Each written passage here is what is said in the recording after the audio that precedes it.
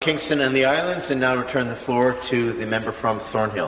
Thank you very much, and I'm very pleased to rise today and to speak on Bill 193, Door-to-Door Sales Prohibition Act. Well, we've heard a lot of very interesting arguments up till now, and the premise of this bill is that there are too often people who have buyer's regret when door-to-door salespeople come to their door with high-pressure tactics, sign now or you're not going to get this deal, and that sort of thing. I think we've all been in the position where somebody's come to our door with a clipboard, looking very official, and we have felt kind of uncomfortable. Even experienced people like us who should know better can sometimes be taken in by sales tactics.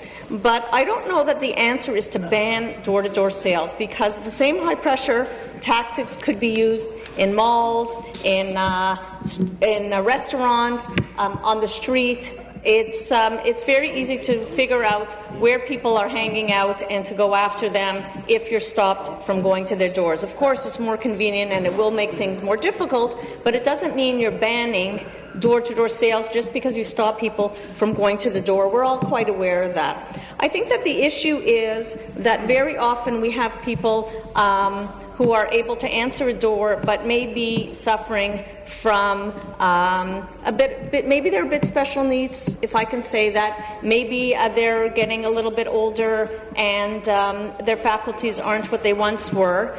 And we can't always be watching everybody, and we can't always be protecting everybody. So I think that maybe we need to look at something else. Maybe we have to look at stickers on the doors that say no solicitation. If you come to this door and somebody signs a contract, that we will be absolved from that. Maybe there's something that we can work on that sends a message to people coming to the door that it won't be tolerated. I don't know how that could really work. I think that really public education is the best answer for these kinds of things, that we're not really teaching our kids the dangers of having debt. We're not really teaching our kids the dangers of signing a contract, what it means, and to read the fine print. I've had my kids sign contracts for summer employment, and I said, "Did you read the contract?" And they're embarrassed because no, and all they were doing was working at a summer camp. But in that contract, it says things that they might not be responsible for, and that made me uncomfortable. That here, you raise your kids